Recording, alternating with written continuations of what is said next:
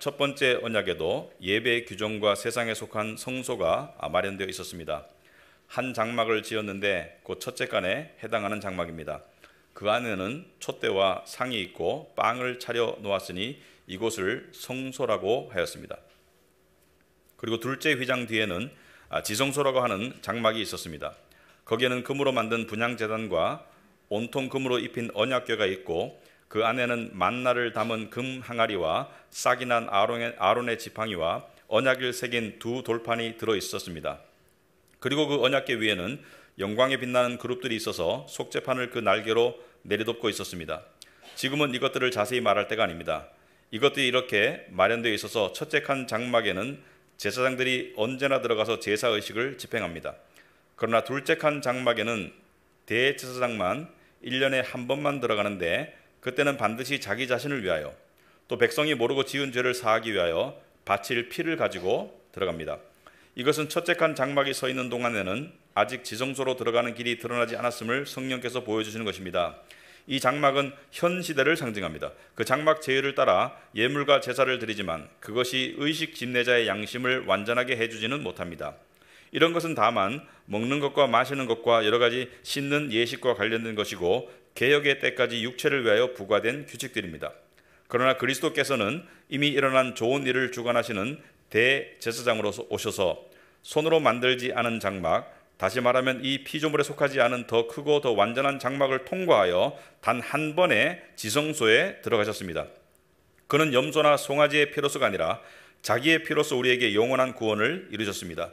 염소나 황소의 피와 암송아지의 죄를 더러워진 사람들에게 뿌려도 그 육체가 깨끗하여져서 그들이 거룩하게 되거든 하물며 영원한 성령을 힘입어 자기 몸을 흠없는 제물로 삼아 하나님께 바치신 그리스도의 피야말로 더욱더 우리들의 양심을 깨끗하게 해서 우리로 하여금 죽은 행실에서 떠나서 살아계신 하나님을 섬기게 하지 않겠습니까?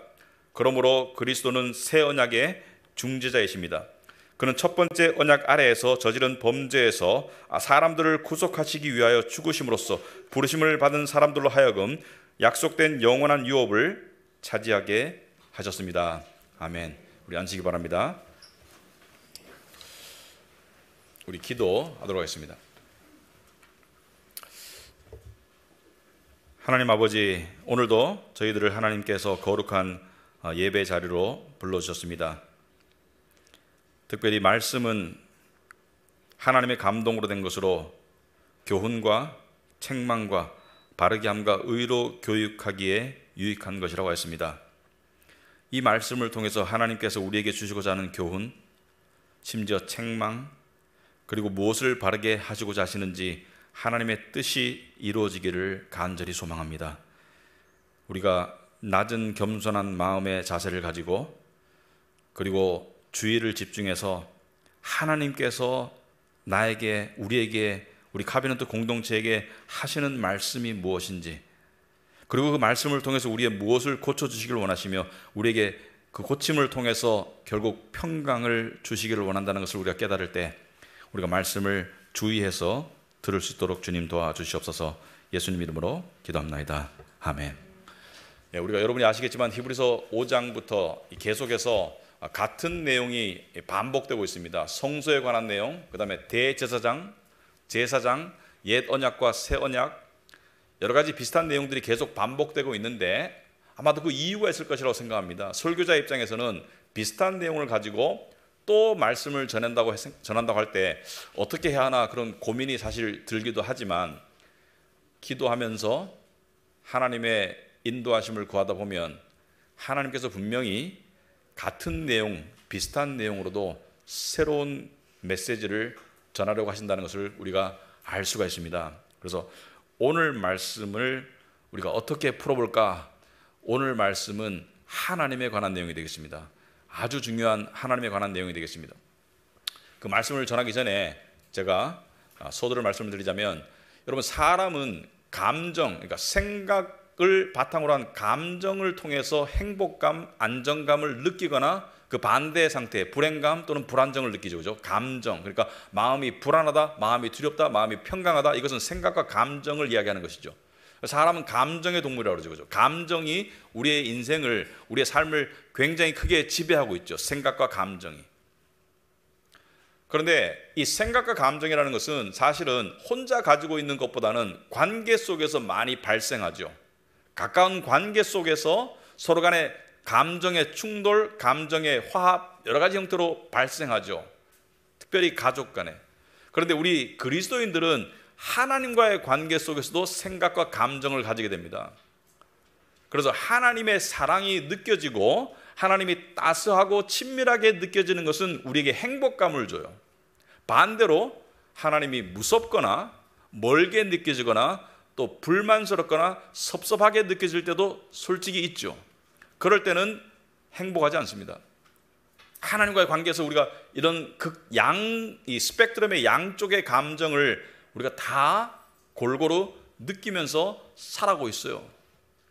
근데 때로는 우리가 하나님을 향한 그 감정이 긍정적이지 않고 두렵거나 불만스럽거나 또 멀게 느껴지거나 심지어 나의 삶을 향한 하나님의 잔인함까지 느껴질 때, 거룩한 잔인함까지 느껴질 때 우리는 하나님을 향한 감정과 생각이 잘못되었다고 생각하고 그걸 고치려고 발버둥 칠 때가 많아요. 이건 옳은 감정이 아니야. 이거는 신앙의 바른 상태가 아니야. 고쳐야지. 근데 잘 안 고쳐져요. 저는 목사이지만 저도 하나님이 멀게 느껴질 때가 있습니다. 저도 하나님이 두려울 때가 있고요. 하나님을 향해 느껴지는 우리의 감정의 요인은 세 가지입니다. 첫째는 성경 말씀을 통해서 깨달아지는 하나님에 대한 인식이 하나님을 향한 우리의 감정에 영향을 미치죠. 사랑이냐, 하나님의 친밀감이냐, 하나님의 나를 위하시는 여러 가지 하나님의 은혜냐, 또한 상황입니다.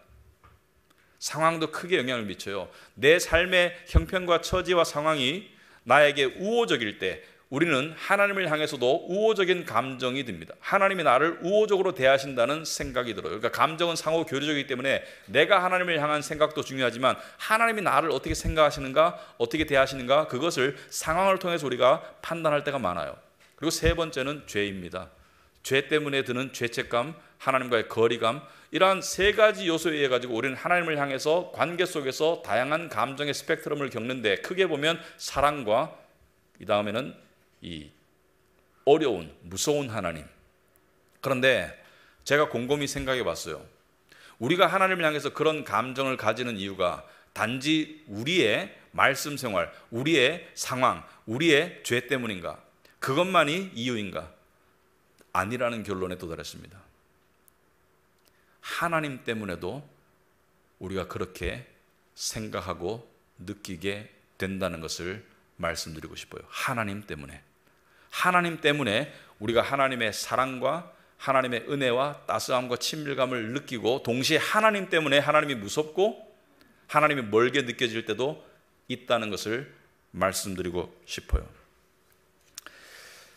그래서 여러분에게 이 질문을 하고 싶습니다. 우리가 사람이 이거 있죠. 내가 이상적으로 생각하는 나의 모습과 현실의 모습엔 괴리가 있죠. 내가 이상적으로 생각하는 나의 모습, 여러분이 이상적으로 생각하는 하나님과의 관계 속에서 여러분의 생각과 감정은 아마도 평강과 사랑이 가득한 그런 행복감일 거예요. 그죠? 그런 안정감일 거예요. 그런데 여러분이 실제적으로 주되게 느끼는 생각과 감정을, 하나님을 향해서 주되게 드는 생각과 감정은 뭐예요? 지금 이 순간 여러분, 하나님이 여러분과 가까이 느껴집니까? 아니면 멀게 느껴집니까? 하나님이 여러분에게 사랑과 따스함으로 느껴집니까? 아니면 좀 무섭습니까? 우리는 하나님을 향한 생각과 감정에서 벗어날 수 없습니다. 왜? 우리는 그리스도인이기 때문에, 교회를 다니기 때문에. 오늘 이 맥락에서 오늘 본문을 보도록 하겠습니다. 먼저 1절에서 5절은 이 성전 안에 성소와 지성소에 관한 이야기를 하고 있어요. 여러분들이 지난주에도 아마 들었을 것이지만 성전이라는 것은 건물이고 성막은 움직이는 성전, 그러니까 텐트죠. 그죠? 광야 생활 가운데 성막이 있었죠. 성막은 움직이는 교회, 움직이는 성전이라고 보시면 되겠죠. 근데 이것이 다윗 왕 때까지 성막으로 존재하다가 솔로몬이 성전으로 지었는데, 성전 안에는 이스라엘 백성들은 들어갈 수 있었어요. 이방인들은 못 들어가요. 이방인들은 성전 밖에서 예배할 수 있었고 성전 안에는 유대인만 들어갈 수 있었고 성전 안에 성소가 있었습니다. 성소. 그리고 성소 안에는 지성소가 있었어요. 그걸 얘기하는 거예요. 성전 안에는 성소, 거룩한 곳, holy place, 거룩한 곳이 있었고 그 안에는 지극히 거룩한 곳, Holy of Holies, 그래가지고 거룩함 중에 거룩한 곳, 하나님의 임재를 상징하는 공간이 있었어요. 두 공간이 있었어요. 성전 안에. 그래서 거기에 관한 이야기를 1절부터 보시면은 첫 번째 언약에도 예배 규정과 세상에 속한 성소가 마련되어 있었습니다. 그러니까 하나님의 율법에 따라서 세상에 속한, 그러니까 하늘에 속한 진정한 성소가 아니고 세상에 속한 성소가 마련되어 있었고 그 성소 안에 한 장막을 지었는데 그 첫째 칸에 해당하는 장막입니다. 여기서 첫 번째 1절에 나오는 성소는 성전으로 보는 게 맞겠습니다. 성막이나 성전으로. 그 안에 한 장막을 지었는데 특별히 구별해서 그 안에 말하자면 텐트를 쳐놨는데 거룩한 텐트를 쳐놨는데 그 첫째 칸이 성소예요. 그 안에는 촛대와 테이블이 있었고 그 위에 빵이 있었습니다. 하나님께 드려지는 거룩한 빵이 있었습니다. 그래서 성소라고 그랬고 그 다음에 그 성소 안에 들어가면 또 다른 그러니까 밀실이 있었어요. 또 다른 천막이 있었고 또 다른 커튼이 있었고 그 휘장 뒤에는 지극히 거룩한 지성소라는 것이 있었는데 4절에 보시면 거기에는 뭐가 있었습니까? 지성소 안에는 금으로 만든 분향제단과 언약궤, 금으로 입힌 언약궤와 그 언약궤 안에는 만나를 담은 금 항아리, 이스라엘 사람들이 광야에서 먹었던 만나를 담은 금 항아리, 그 다음에 아론의 지팡이가 있었고요.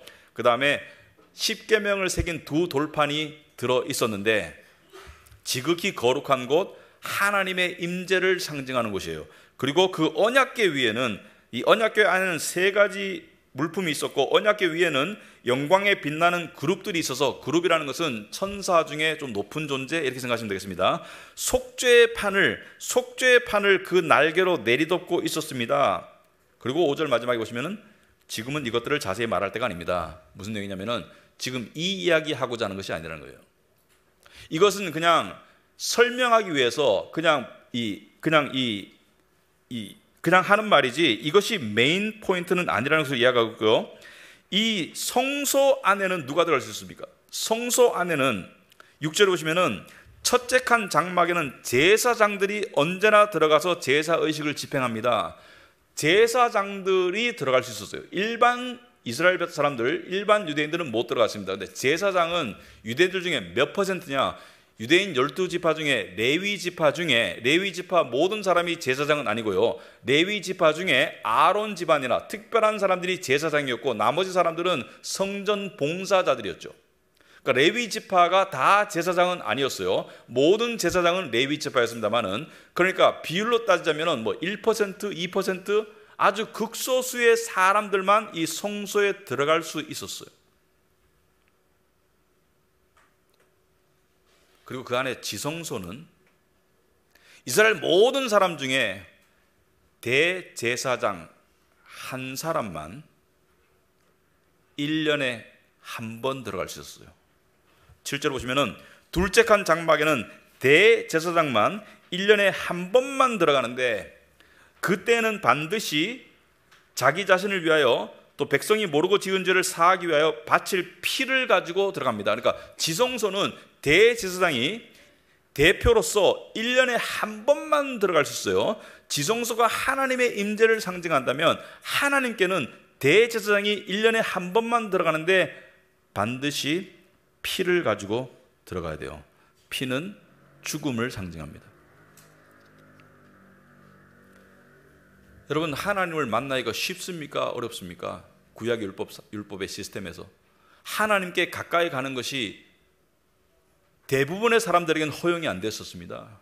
그리고 한 사람만 1년에 한 번 들어가는데 그것도 피를 가지고 들어간다는 것은 하나님께서 뭘 말씀하시는 거예요? 너희는 죽어야 돼. 너희는 죽어야 마땅해. 그렇지만 대신 죽는 희생 제물의 그 의식을 통해서 피를 뿌리고 난 다음에 피를 가지고 들어오라는 것은 피가 없이는 들어갈 수 없어요. 피가 없이는 못 들어가요. 여러분, 성전을 생각할 때 우리는 막연하게나마 이렇게 생각합니다. 성전은 거룩한 곳, 아름다운 곳, 평화로운 곳, 그죠? 성전은 그럴 거야. 성전은 아름다운 건물에 그냥 이 사람들이 모여서 예배드리는 거룩한 곳, 아름다운 곳. 그러나 구약의 성전은 전혀 그렇지 않았습니다. 여러분, 상상해 보시기 바랍니다. 대제사장은 1년에 한 번 속죄의 날에 들어가지만 일반 백성들은 속죄의 제물을 성전에 가지고 왔죠. 죄를 지은 것이 생각날 때 양이나 염소나 이런 짐승들을 가지고 와서 성전 안에서 짐승들이 죽어서 피가 뿌려지고요, 피냄새가 진동했고 그 기름이 태워졌고, 그러니까 성전이 도살장과 비슷했습니다. 우리가 상상하는 그런 아름다운 공간이 아니었어요. 물론 하나님이 계시는 거룩한 공간이지만 그 안에는 죽음이 무수히 발생했어요. 매일매일 백성을 대신한 짐승의 죽음이 무수히 발생했고 피냄새가 진동한 곳이 성전이었습니다. 이런 관점에서 볼 때 하나님은 어떤 분이라고 생각이 되십니까? 하나님은 한치의 오류도 허용할 수 없는 분이에요. 인정사정을 베풀지 않는 분이에요. 하나님은 무서운 분이에요.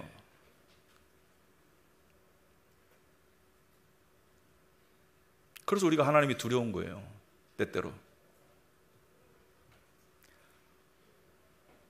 여러분, 성경을 보면 하나님의 이러한 모습들을 보면 우리가 놀라게 됩니다. 성경을 자세히 보시면 하나님은 보통 까다로운 분이 아닙니다. 에덴 동산에서 아담과 하와가 죄를 짓고 받은 벌이 뭐죠? 그 에덴의 완벽한 천국과도 같은 에덴에서 한 번의 죄 때문에 영원히 쫓겨납니다. 한 번의 죄 때문에 죽어버려요. 한 번의 죄 때문에 이 지금 우리가 겪고 있는 고통, 대부분의 고통이 뭐죠? 여러분들이 겪고 있는 고통이 먹고 살기 위한 고통이죠. 경제적인 고통, 일해야 되는 고통, 그리고 또 무슨 고통이 있죠? 아이들 때문에 겪는 고통, 출산과 양육의 고통. 이것이 에덴의 형벌이잖아요. 에덴에서 근데 무슨 잘못했죠? 선악과 한 번 따먹었어요. 근데 하나님은 이번만은 봐줄게, 이번은 내가 용서할 테니까 다음부터 잘해라, 그러지 않으셨습니다. 한 번의 잘못으로 영원히 쫓겨났어요. 대단히 엄격하신 분입니다. 우리가 사랑의 하나님, 은혜의 하나님 맞아요. 그렇지만 사랑만의 하나님은 아니에요. 이게 왜 중요한지는 제가 이따 설명하겠습니다. 물론 하나님은 그 사랑이 완전하고 충만하고 절대적이지만 하나님은 사랑만의 하나님은 아니에요. 하나님은 공의의 하나님이고 심판의 하나님이고 진노의 하나님인 것도 맞아요. 여러분, 하나님께서 이스라엘 백성들을 아브라함을 통해서 내가 너의 자손을 내 백성으로 삼겠다, 그래서 이스라엘 백성을 하나님의 백성으로 택하셨어요. 하나님의 택하심 때문에 이스라엘 백성들이 하나님의 자녀가 되었죠. 그런데 그리고 난 다음에 그들이 고통 가운데서 하나님의 섭리에 따라서 이집트 땅에서 인구가 불어난 뒤에 어떻게 했습니까? 그들을 데리고 나오셨죠. 데리고 나와서 하나님이 그들을 최초로 만난 곳이 어디입니까? 시내산이죠. 시내산에서 어떻게 만났습니까? 십계명을 주셨죠. 십계명을 주시기 전에 하나님께서 시내산에 나타나실 때 구름과 천둥과 번개로 나타나셨는데, 여러분이 생각할 때 하나님께서 어떻게 하셨을 거라고 생각하십니까? 물론 우리는 내용을 알고 있어요. 하나님께서 얘들아, 나는 너희를 구원해낸 여호와 하나님이다, 내게로 가까이 오거라, 이렇게 하셨습니까? 사랑의 하나님이, 은혜의 하나님이 너희들은 내 백성이니 나에게 가까이 오거라, 이렇게 하셨습니까? 아니요. 출애굽기 19장에 보시면, 여러분 주부에 보시면 21절에 여호와께서 모세에게 이르시되 내려가서 백성을 경고하라. 백성이 밀고 들어와 나 여호와에게로 와서 보려 가다가 많이 죽을까 하노라. 무슨 말입니까? 가까이 오지 말라는 거예요. 하나님께서 당신의 백성들을 향해서 가까이 오라고 하지 않으셨습니다. 가까이 오지 말라고 하셨어요. 왜? 가까이 오면 죽는다고 하셨습니다. 심지어 모세가 하나님의 얼굴을 보고 싶었지만 하나님께서 얼굴을 보여주지 않고 뒷모습을 보여주셨죠. 왜? 얼굴을 보면 너는 죽어.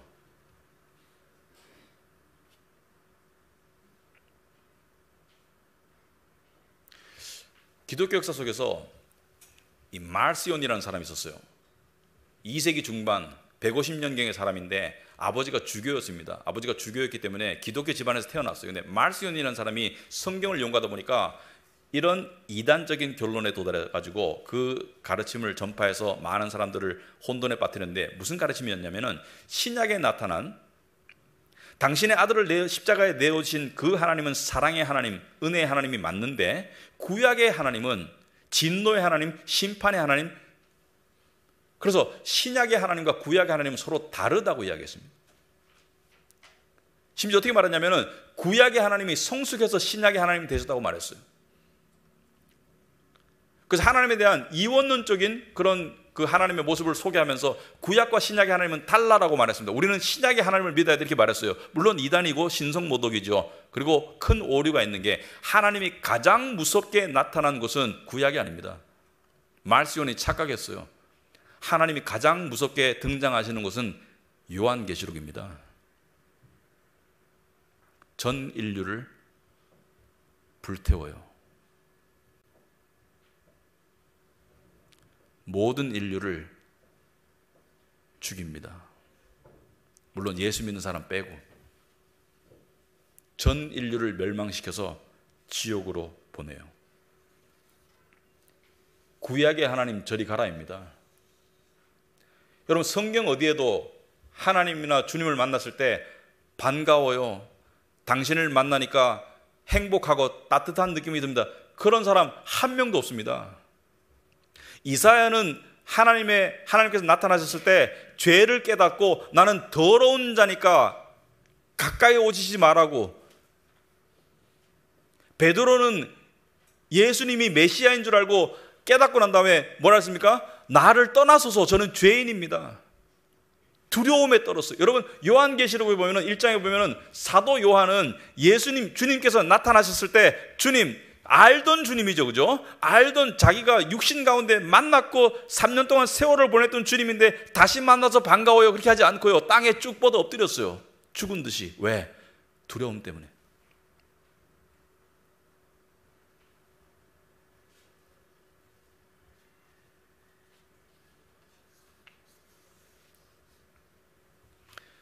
우리가 예수 그리스도를 통해서 사랑의 하나님을 만나고 은혜와 긍휼의 하나님을 만나고 하나님을 아빠, 아버지라고 부를 수 있는 것도 사실이지만, 그렇다고 오해하지 마세요. 하나님은 단지 부드러운 분이 아니에요. 하나님은 엄청나게 무서운 분이에요. 이것을 큰 말로 사랑의 하나님과 공의의 하나님이라고 부르고 있어요. 기독교 역사 속에 이것을 말년에 화들짝 깨달은 분이 있습니다. 마틴 루터가 종교개혁을 했었죠. 16세기 초에 나타나가지고 종교개혁을 했었죠. 그런데 마틴 루터가 이 회심하기 전에, 그러니까 복음의 은혜를 깨닫기 전에, 로마서를 통해서 복음의 은혜를 깨닫기 전에 마틴 루터에게 하나님은 차가운 하나님이었어요. 아무리 노력해도 받아주지 않는 하나님, 아무리 노력해도 가까이 갈 수 없는 차가운 하나님이었는데, 로마서를 공부하다가 개인적으로 성령의 역사로 복음을 깨닫고 난 다음에 그때 사랑의 하나님, 은혜의 하나님, 받아주신 하나님, 용서의 하나님을 깨달았거든요. 그래서 복음을 죽도록 전파했죠, 목숨 걸고. 근데 마틴 루터가 인간인지라 실수한 부분이 여러 가지 있는데, 그 중에 하나가 이런 소리를 했습니다. 예를 들어서 야고보서는 성경에 들어가지 말았어야 된다, 야고보서는 은혜가 없다. 마틴 루터가 아직까지도 하나님을 제대로 깨달지 못한 거예요. 근데 마틴 루터가 말년에 가서 어느 날 이런 말을 합니다. 나는 하나님을 사랑과 은혜의 하나님인 줄만 알았는데, 그렇게 알려고 했는데 하나님의 숨은 얼굴의 모습을 보게 되었다. 그 하나님의 숨은 얼굴 속에는 두려움을 자아내는 진노와 심판의 모습이 있다는 것을 알게 되었다.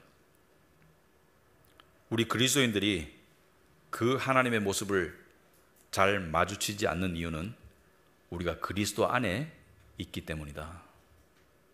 그래서 마틴 루터는 이 하나님의 모습을 하나님의 숨은 얼굴, The Hidden Face of God, 그렇게 명명했습니다. 여러분, 하나님은 분명히 사랑으로 가득 찬 분입니다. 하지만 하나님은 엄청나게 무서운 분입니다. 모든 죄를, 어떠한 죄 하나도 그냥 넘어갈 수 없는 절대 공의의 하나님인 것을 우리는 알아야 합니다. 우리는 하나님을 향한 편식을 할 때가 있더라고요. 우리는 찬양할 때 사랑과 긍휼과 은혜의 하나님만 찬양하지 공의의 하나님을 찬양하진 않아요. 그런데 십자가를 통해서 우리는 한 단면만 보려고 해요. 십자가를 통해서 하나님의 사랑을 깨닫고, 십자가를 통해서 하나님의 용서를 깨닫고, 십자가를 통해서 하나님의 긍휼을 깨닫는 건 좋지만, 십자가는 하나님의 사랑만 보여주지 않고 하나님의 공의도 똑같이 보여준다는 것을 우리가 볼 줄 알아야 되겠습니다. 십자가에서는 우리를 사랑하셔서 당신의 아들을 내어주는 그 엄청난 사랑도 보이지만, 동시에 죄를 묵과하지 않으시고 아들을 죽이시는 그런 하나님의 모습, 진노를 쏟아붓는 하나님의 모습, 심지어 자기 아들도 아끼지 아니하시고 죽이시는 그 모습, 거룩한 잔인함도 볼 줄 알아야 되겠습니다.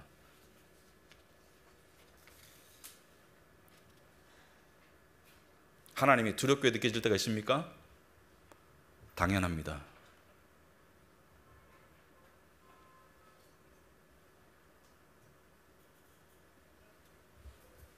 우리가 하나님의 그 두려운 모습, 하나님의 그 무시무시한 심판, 진노를 무서워하지 않을 수 있는 유일한 이유는 그 진노가 예수께 쏟아부어졌고 우리가 예수 그리스도 안에 있기 때문이지, 하나님의 모습이 바뀐 건 아니에요.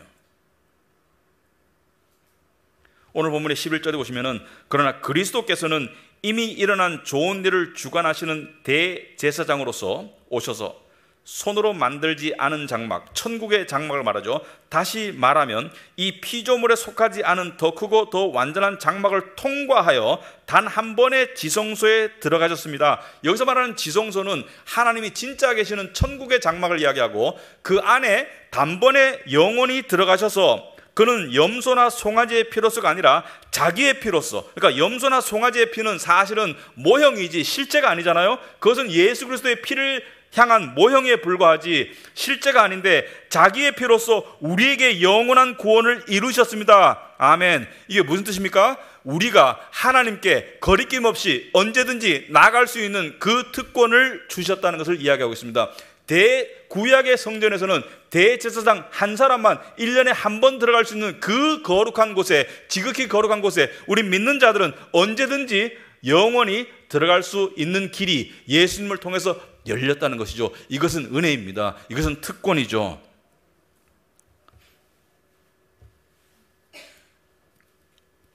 하지만 이 특권은 그냥 주어진 게 아니에요. 당신의 아들을 죽이셨어요. 진정한 의인은 예수 그리스도를 죽이셨어요. 그 공의의 성취 때문에 사랑이 우리에게 주어지는 것이지, 공의가 타협되거나 공의가 사라지거나 공의가 줄어드는 것은 하나도 없어요. 변한 것은 하나도 없어요. 하나님은 여전히 사랑이시고 여전히 거룩하시고 여전히 공의로운 그런 분이죠. 그런데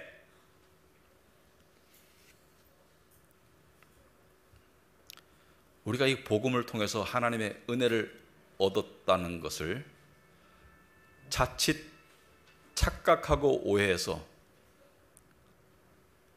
방임에 빠지거나 하나님을 소홀히 하는 모습으로 빠지는 것은 은혜를 벗어난 것입니다. 하나님을 그냥 무서워하고 하나님을 두려워하는 율법주의도 비성경적이지만, 하나님을 소홀히 하고 내 멋대로 살아가는 방임주의 또한 성경적이지 않습니다. 우리는 사랑의 하나님만을 알기를 원할 때가 있어요. 은혜의 하나님, 가까운 하나님, 나를 위하시는 하나님. 그런데 그 하나님만 알려고 할 때 우리는 하나님을 놓치게 될 것입니다. 하지만 사랑의 하나님을 알기를 원하는 자, 공의의 하나님도 알아가야 됩니다. 사랑과 공의를 동시에 알아갈 때 우리는 하나님을 사랑으로 알 수도 있고 공의로도 알 수 있지. 사랑으로만 알아갈 때 우리는 하나님을 사랑의 하나님을 만날 수 없습니다. 왜냐하면 하나님은 소홀히 여김을 받지 않으시는 분이거든요.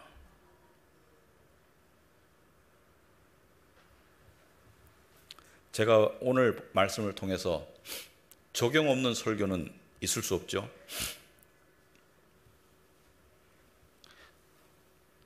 우리 교회에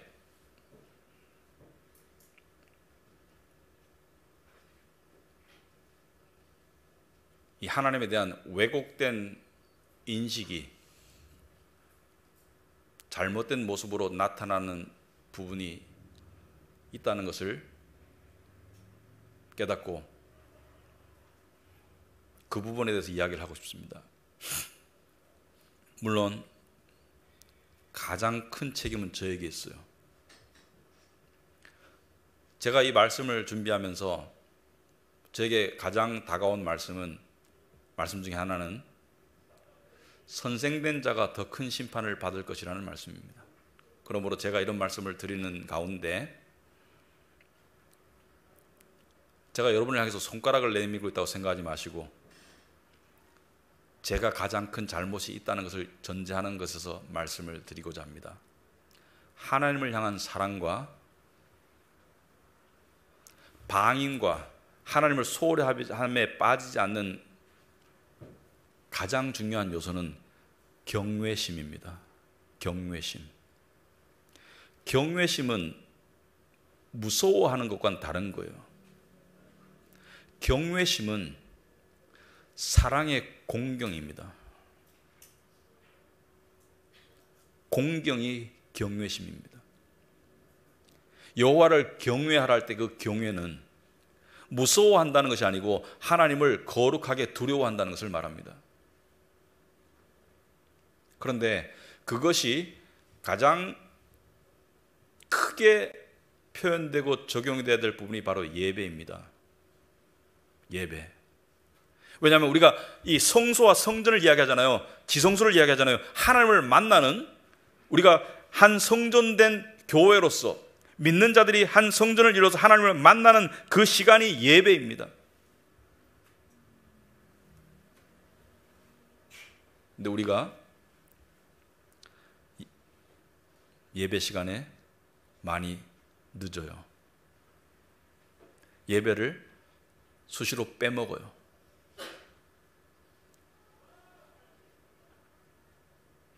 우리 스스로에게 물어볼 수 있기 바랍니다. 여러분과 제가 하나님보다 위에 있습니까? 윗사람을 기다리게 하나요? 예배에 빠질 수 있습니다. 근데 그 빠지는 이유가 도저히 아파서 직장을 못 갈 정도 그런 상황이 아닌데 예배를 수시로 빠진다? 그건 하나님을 향한 경외심이 없는 거예요. 직장을 수시로 늦는다? 중요한 미팅이 있고 높은 사람을 만나러 가는 자리인데 그 사람을 기다리게 한다? 그게 미팅이 되겠습니까? 그 직장을 다닐 수 있겠어요? 우리는 은혜라는 그늘 아래서 경외심을 상실하고 있는 것 같아요. 그것은 엄청난 잘못이고 그렇게 해서는 하나님과 올바른 관계를 맺을 수도 없고 하나님의 은혜 가운데 들어갈 수도 없습니다. 제 잘못이 큽니다. 제가 여러분을 잘못 지도한 부분도 많아요. 제가 돌이켜 봤을 때.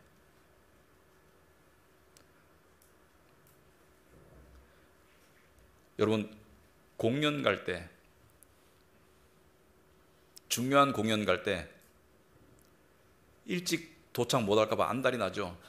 그리고 최소한 10분 전에 도착해가지고 자리 잡고 팜플렛 열고 보죠. 오늘 공연의 레퍼토리가 뭘까? 누가 무엇을 할까? 그리고 이 사람에 관한 글을 읽죠. 이 연주자는 어떤가?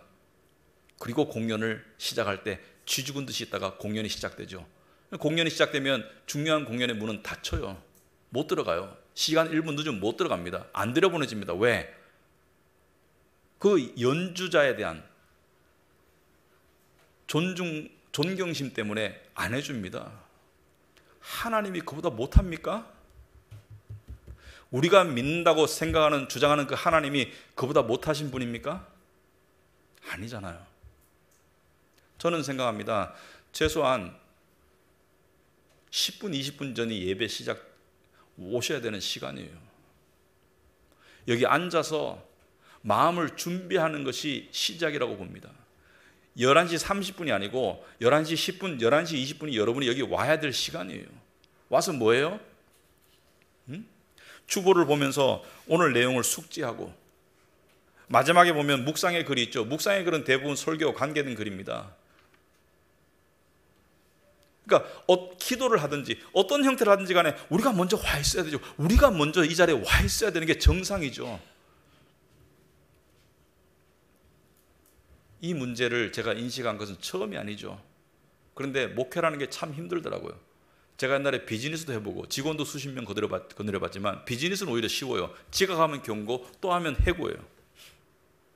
우리는 은혜의 가족 공동체잖아요. 그렇지만 그것 때문에 우리가 해야 할 마땅한 도리를 소홀히 하고 있다면 그것은 우리 자신이 하나님을 소홀히 하는 것이고, 하나님을 소홀히 하는 우리가 진정한 신앙생활을 할 수 있는 것인가?